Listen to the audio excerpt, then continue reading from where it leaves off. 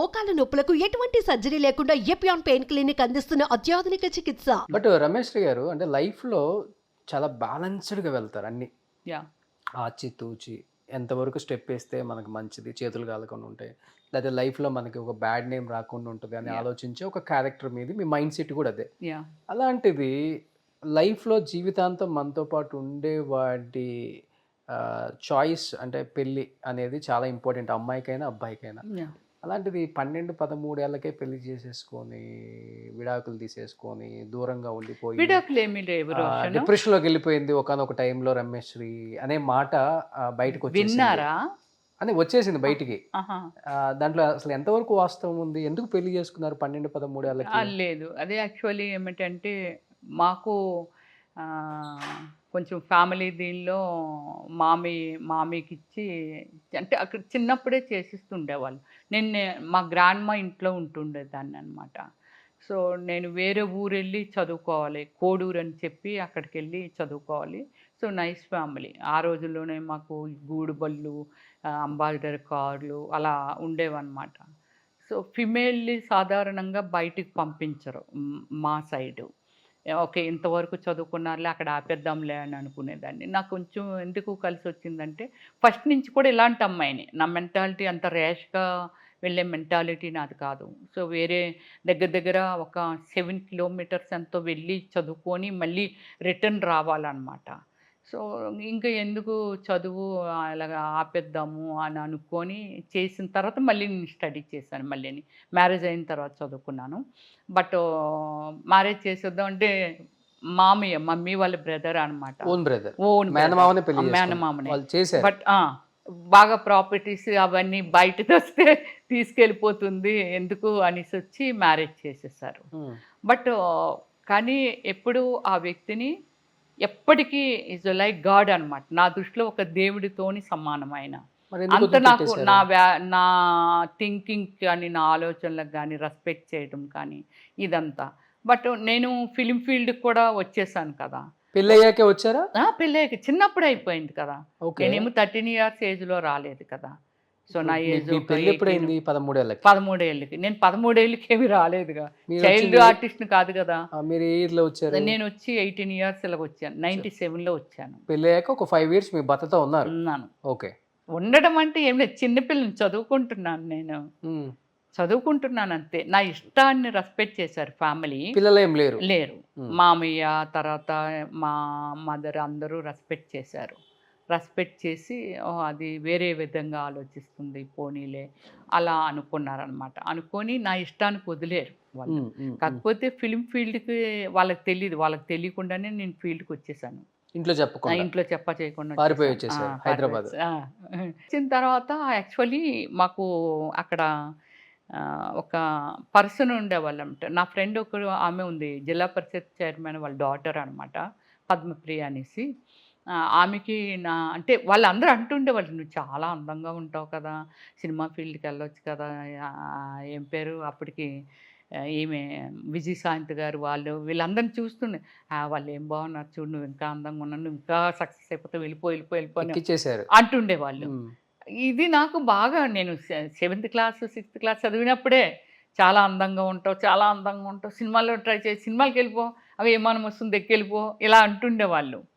So అప్పటి నుంచి నా ఉంది ఆలోచనలో. ఇంట్లో నుంచి చెప్పకుండా వచ్చారు కదా, వచ్చేటప్పుడు ఏమేమి బంగారం డబ్బులు ఏమి తోచుకోలేదు. మరి హైదరాబాద్ నా ఒంటిని బంగారం ఉంది అంతే. మీ ఒంటి మీద బంగారం ఉంది. మొప్పలేని శివగారు బంగారు పాప అనేవారు నన్ను, ఎందుకంటే ఆయన అన్ని హిట్ సినిమాల్లోనూ చేశాను.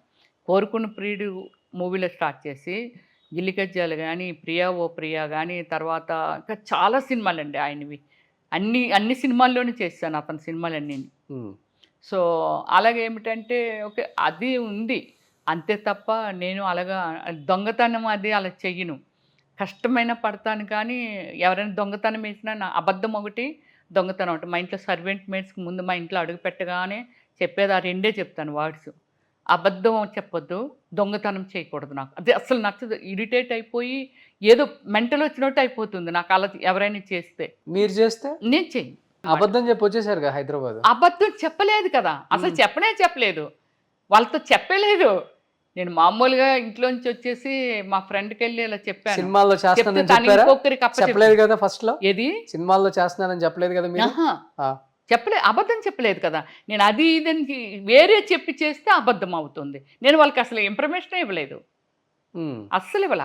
ఓకే. ఇవ్వకుండానే ట్రైన్ ఎక్కి ఆమెని హెల్ప్ అడిగితే, ఆమె ఇంకొకరు హెల్ప్ అడిగితే, ఆమె టీవీ9 రవిప్రకాష్ గారు, ఉమ్, అతను ఫ్రెండ్స్ అయితే అతని దగ్గరికి పంపించారు. రవిప్రకాష్ గారి దగ్గరికి. 3 డేసే నేను వాళ్ళ ఇంట్లో, వాళ్ళ మదరు ఫాదర్ వాళ్ళ ఓన్ హౌస్ ఉండేది. సో వాళ్ళ దగ్గర ఒక్క 3 డేస్ ఉన్నాను అంతే. పాప రామానాయుడు గారు స్టూడియోకి తీసుకెళ్ళారు, తనే బండి మీద వెళ్ళమ్మల్లేసిపో ఏదో ఉండేది. రవిప్రకాష్ గారికి. ఓకే. తీసుకెళ్ళారు నన్ను. తీసుకెళ్తే వెళ్ళి తర్వాత మళ్ళీ వద్దొద్దు వెళ్ళిపో, మీ ఊరు వైజాగ్ వెళ్ళిపో అని చెప్పి మళ్ళీ ఎక్కించారు ఆయనే. వాళ్ళ పేరెంట్స్ దెబ్బలాడేవారు, ఆడపిల్ల మంచి ఫ్యామిలీ నుంచి వచ్చింది రవి, ఎందుకు అమ్మాయి అనేసి వచ్చి కొంచెం ఖడ్గం సినిమాలో సంగీత గారు వచ్చినట్టు వచ్చారు. ఆమెకి ఇంకా చాలా ఎక్కువ కష్టాలు చూపించారు పాపం, చాలా చూపించారు. మేబీ ఆ క్యారెక్టరైజేషను 100% కృష్ణవంశీ గారు చూపించింది. చాలా మంది ఫేస్ చేసి ఉంటారు నిజంగా చూసుంటారు కదా మీరు కళ్ళతో, చాలా మందిని చూసుంటారు చాలా మంది. కానీ నా లక్ అలా కూర్చొని ఏమిటంటే, మందు దాపటం, నా లక్ ఏమిటంటే బయట తల్లి ఉండటం, ఇవన్నీ ఆమె లవర్ సంగీత వస్తే గారు లేదని చెప్పటం. ఏదైతే ఫేస్ చేశారో మానసికంగా ఆమె ఎంత బాధపడిందో, తన ఇష్టాలను కూడా త్యాగం చేయటము.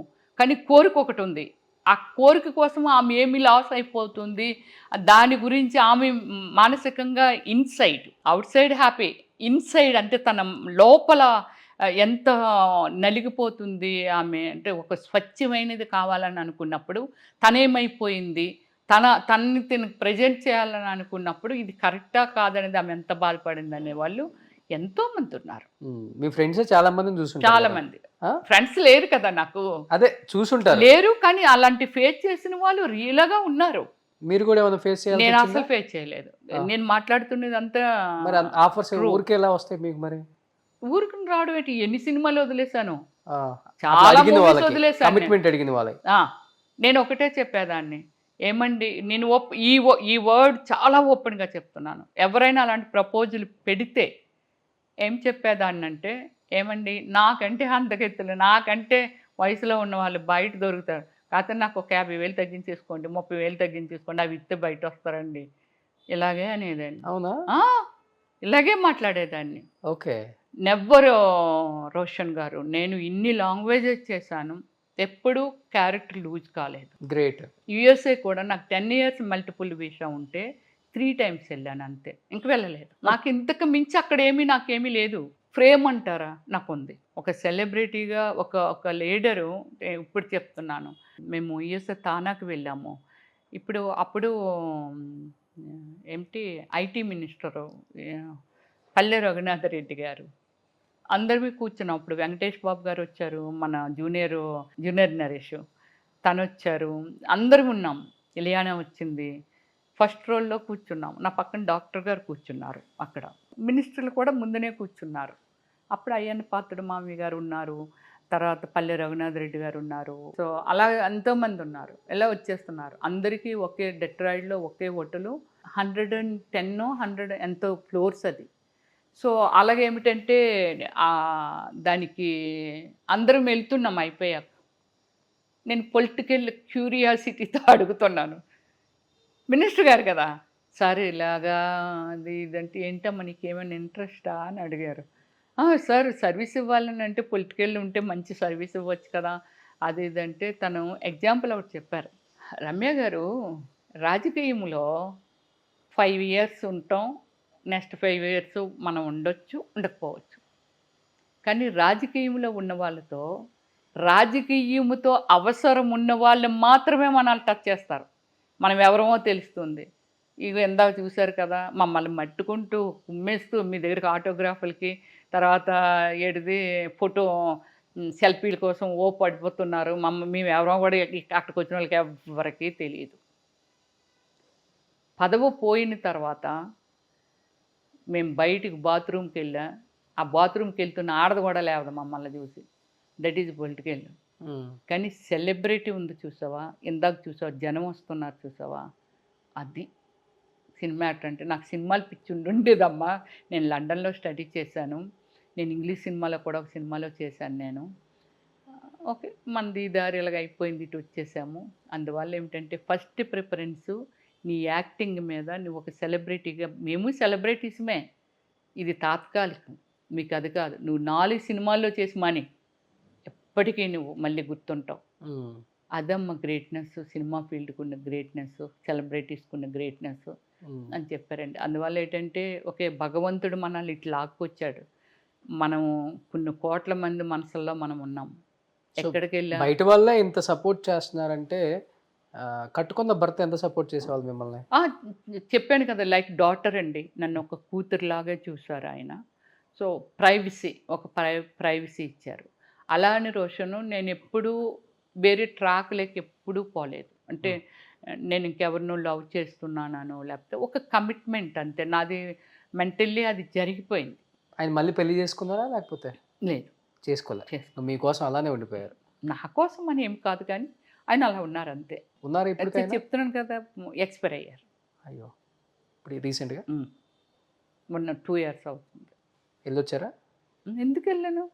చెప్పాను కదా, ఒక మనిషికి రోషను ఒక బ్యాడ్ లేనప్పుడు, ఒక విరోధం లేనప్పుడు, ఏమీ లేనప్పుడు, ఒక మనిషిని మానసికంగా రెస్పెక్ట్ చేస్తున్నప్పుడు, ఎందులోనూ తప్పు లేనప్పుడు ఎందుకు మనిషిని గౌరవించము?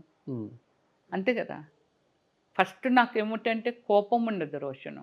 అమ్మాయిలకి కోపం ఉండదు అనేది ఫస్ట్ టైం విన్నాను. కోపం ఉండదు. సో ఇప్పుడు నువ్వేమైనా అను, మళ్ళీ నేను పిలుస్తాను. నీ మీద నాకేమి కోపం ఉండదు. అలా ఎవ్వరి మీద ఉండదు. ఓకే, చాలా సాక్రిఫికేషన్ చేశాను లైఫ్, నా ఫ్యామిలీ దీనిలో కానీ, తర్వాత బయట కానీ, చాలామందికి చాలా చేశాను నేను. సుమన్ టీవీలో మీ పర్సనల్ అండ్ బిజినెస్ ప్రమోషన్స్ కోసం కింది నెంబర్కి కాంటాక్ట్ చేయండి.